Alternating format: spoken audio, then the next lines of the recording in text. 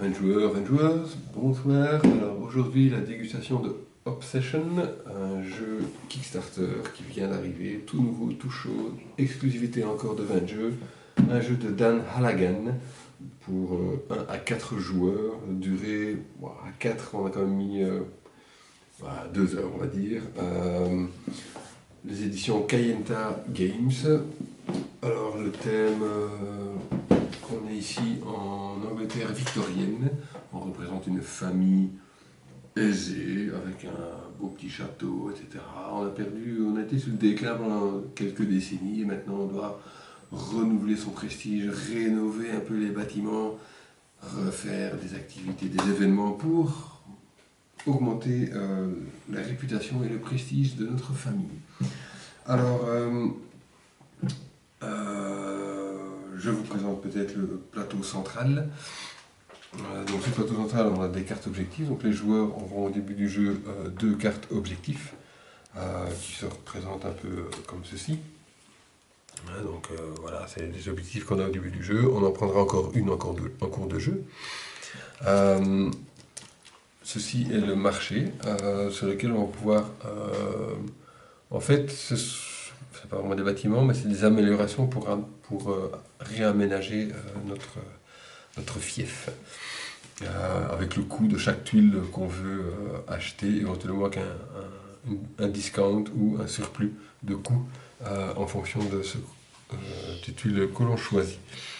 L'ordre du tour, c'est assez simple. Donc nous avons un plateau personnel, donc ceci est l'organisateur un peu du jeu, où on va classer nos améliorations par type. Et donc au début du jeu, à son tour de jeu, on peut organiser une activité. Alors organiser une activité est prendre une de nos tuiles. Admettons que je décide de prendre ici d'organiser une partie de tennis, et je mets ceci sur mon plateau personnel. Voilà. Donc ça c'est la première étape la deuxième étape que l'on fait.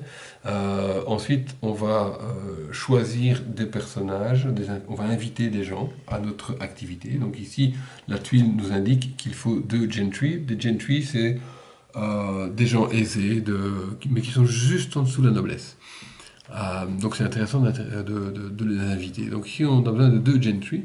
Alors dans nos cartes en main on a plusieurs cartes disponibles. Donc ici on a des cartes de notre famille avec notre sigle, mais nous avons aussi d'autres cartes, des invités. Et donc ici 2 gentry, admettons que j'invite cette personne-ci et cette personne-ci, voilà. C'est ce que j'ai besoin de faire de ma main, et voilà. Alors ensuite, j'ai invité, maintenant il faut pouvoir offrir le service à tous ces gens. Alors, offrir le service, il y a des prérequis qui sont ici. Donc on a besoin ici d'un footman qu'on va mettre ici, et on a besoin d'un valet aussi pour servir ce gentil monsieur. Et la carte ici a besoin aussi d'un footman pour organiser l'événement. Si on sait faire tout ça, et bien voilà, on peut gagner les bonus. Les bonus des tuiles et les bonus des cartes. Dans ce cas-ci, la tuile nous rapporte 400 pounds. Donc on va aller chercher les 400 pounds qui sont ici. Hop, qu'on met sur notre plateau. Et on va regarder le bonus que nous offrent les invités. Donc ici nous avons encore 200. Donc c'est une action principalement pour gagner de l'argent. Et le dernier ici nous permet de gagner 3 points de réputation. Les points de réputation sont enregistrés ici, sur une roue. Et donc on monte de 3 en fait. 1, 2, 3. À chaque fois qu'on passe de 5 à 1, on augmente un niveau de prestige. Donc ici on va passer de 4 à 5. Voilà.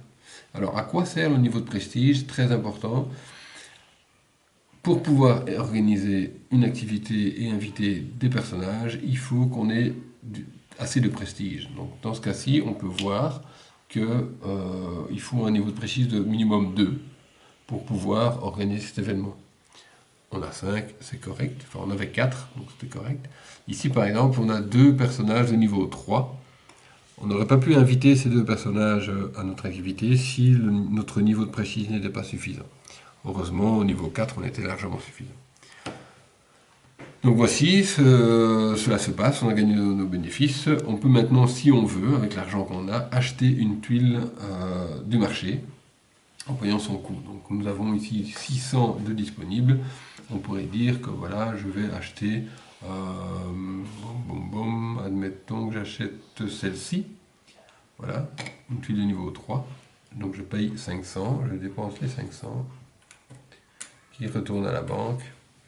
Et je place ma tuile disponible en dessous du type, dans la bonne catégorie. On décale toutes les tuiles vers la droite et on en remet une nouvelle qu'on prend dans le sac et qu'on met ici, prête pour le tour suivant. Le tour est terminé, il faut quand même remettre tous les serviteurs que nous avons utilisés dans le service utilisé, donc on ne pourra plus les utiliser au prochain tour. La tuile que nous avons prise ici revient sur notre plateau.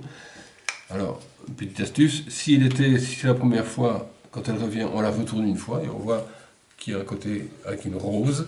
Donc ceci veut dire que les points des bâtiments et des améliorations ne sont pas les mêmes de chaque côté, donc ça permet souvent de passer à plus de points, donc ici de moins 1 à plus 3. Et voilà. Mais après, elle reste toujours de ce côté-là, même si on la réutilise une deuxième fois par la suite. Les deux cartes utilisées vont simplement dans notre défaut. Et voilà, devront être utilisées la prochaine fois qu'éventuellement on passe pour récupérer notre deck. Donc voilà, ça c'est le principe principal d'un tour. Quand le joueur a terminé, on passe au joueur suivant qui fait la même chose. Et on tourne ainsi de suite. Alors on tourne combien de fois? On va jouer une quinzaine de tours. Donc on a ici, on fait voilà, tous les tours. On a 4 décomptes en cours de jeu. Alors les décomptes se passent comment? Au début de chaque saison, on a une carte ici, saison qui est révélée. Ce qui nous permet de voir au début de la saison quelle est l'activité principale de la famille noble qui vient de s'installer dans le comté. Dans ce cas-ci, c'est le service. Donc quand on arrive au court type, on va simplement regarder quel est le joueur qui a le plus de points de victoire dans cette catégorie de bâtiment. Donc si on regarde ici, le joueur ici a 3 plus 1, il a 3 points de victoire. On compare aux autres joueurs. Si celui qui a le plus peut prendre une des deux cartes prestigieuses qui sont celles-ci, donc soit Elizabeth, soit Charles Fairfield. Donc ça c'est des invités de prestige. Donc avec des avantages plus supérieurs aux invités casuels.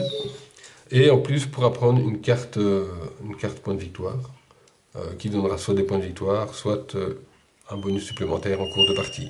Donc si on regarde la carte jusqu'à la fin du jeu, c'est les points de victoire, sinon on peut la défausser, et alors ici on fait l'action requise, enfin on prend le bonus requis. Cette carte-là va rester jusqu'au prochain call chip. Prochain call chip, on a repris une autre carte, on fera le décompte sur ce type d'amélioration plutôt que celle-ci. Et donc c'est peut-être un autre joueur qui va gagner une des deux cartes aussi. Et on fait ça jusqu'à la fin du jeu. À la fin du jeu, il y aura ainsi 4 cartes, mais on fera cette fois-ci le décompte sur les 4 cartes qui ont été révélées. Et même chose, juste pour gagner une carte comme ça, en sachant que la carte est quand même 8 points de victoire. Voilà, donc on joue comme ça jusqu'à la fin du jeu. À la fin du jeu, il y a un décompte. Les points de victoire principaux qu'on peut avoir, c'est sur les tuiles elles-mêmes. Donc les améliorations, donc si on voit ici 3 points, 2 points, 3 points, etc. Donc c'est quand même pas mal important. La deuxième source principale de points de victoire, c'est effectivement les personnages, les invités qu'on a dans notre deck. Donc ici, malheureusement c'est un -2, ça c'est un +2, mais il y a évidemment d'autres cartes qui offrent des points de victoire. Les cartes objectifs, évidemment, vont gagner des points de victoire. Si le joueur a réussi à rassembler ces deux bâtiments dans son fief, il gagnera 10 points de victoire. Il y a 3 cartes, donc potentiellement ça peut aller 15-20 points de victoire.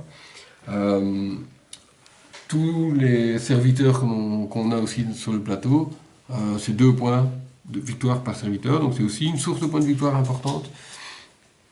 Les cartes comme ceci qu'on a gardées jusqu'à la fin du jeu, voilà, ça peut être des points de victoire également. Donc voilà, il y a quand même pas mal d'éléments pour faire des points de victoire. On a un jeu qui monte en puissance, donc au départ on est un peu perdu parce qu'on fait, voilà, on fait une action et puis on n'a pas l'air de savoir où est-ce que ça va nous mener. Mais au fur et à mesure que ça monte, on prend des cartes qui sont plus puissantes. Je ne l'ai pas dit, mais il y a deux types de cartes, hein. Il y a les invités qui sont casual, donc qui ont un niveau 1, 2, 3 de prestige, et puis il y a les invités prestigieux qui, eux, montent en puissance, hein, ça va être 4, 5, 6, et avec des bénéfices nettement supérieurs. Et donc on monte comme ça avec nos cartes, et on fait de plus en plus d'actions, les bonus sont de plus en plus importants. Donc voilà, un super jeu, un léger hasard parfois dans l'apparition des cartes qui sont ici ou des tuiles qui apparaissent ici. Voilà, il faut que mon chien veut sortir, donc je vais abréger la vidéo, n'est-ce pas Nelson?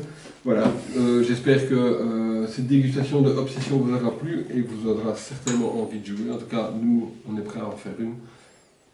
Santé et bon amusement.